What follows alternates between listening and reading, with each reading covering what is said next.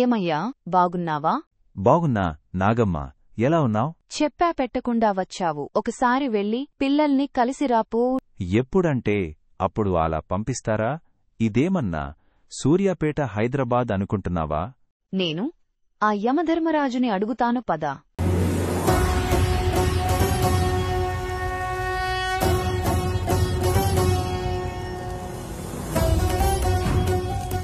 యమధర్మరాజుల వారికి ప్రణామములు. తమరి ఆకస్మిక రాకకు కారణం? శివానుగ్రహం పొందిన ఆత్మను కిందికి పంపించడం అవశ్యంగా మారింది. ఆత్మని భూమి మీదకి పంపించటం ఏ ధర్మం? శివాజ్ఞ. శివాజ్ఞ తప్పక పాటిద్దాం.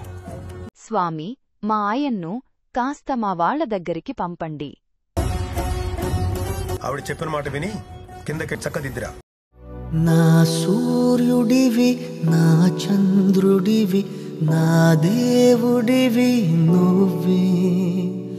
నా కన్నులకి నువ్వు వెన్నెలవి, నా ఊపిరివి నువ్వే. నువ్వే కదా, నువ్వే కదా సితార నా కలకి. నాన్నా నువ్వు నా ప్రాణం మనిన సరిపోదట మాట. నాన్నా నీకై ప్రాణం ఇవ్వన ఇదిగో ఇది నా మాట. నిజాన్నెలా అనేదిలా ఇవాళ నీ ఎదుట.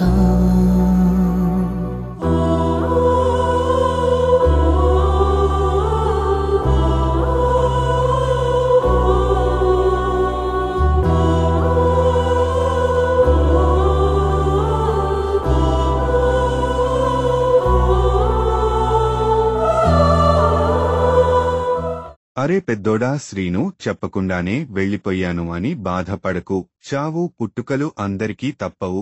తొందరగానే చెప్పకుండా పోయాను అనుకో. ఇకపై అన్ని బాధ్యతలు నీవే శ్రీను. అందరూ జాగ్రత్త. ఒరే రమేష్, మహేష్, కౌసల్య, శ్రీవాణి, వనజ, నవ్య, కూతురు లక్ష్మి, అల్లుడు కిరణ్, మనవలు మనవరాళ్లు అందరూ కలిసే ఉండాలి, చక్కగా ఉండాలి. ప్రతి శుభకార్యానికి వస్తూ ఉంటాను. ఇక్కడ మీ అమ్మ జాగ్రత్త. లక్ష్మి దుర్గ స్టూడియో స్టాఫ్ అంతా నేనే ఉన్నట్టు అనుకుని స్టూడియోని బాగా చూసుకోండి.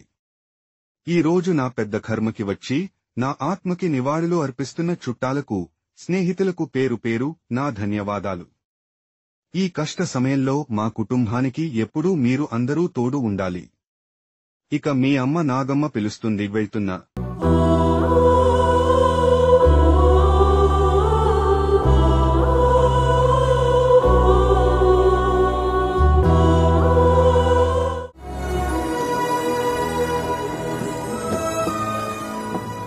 ఏమయ్యా, మీ యముడి గారు ఎలా ఉన్నారు? ఆయన మీకు తెలుసా? బాగా తెలుసు. ఇది మొదటిసారి కాదు బాబు రావడం, రెండోసారి. రెండోసారా? అదెలా? అదో పెద్ద కథలే.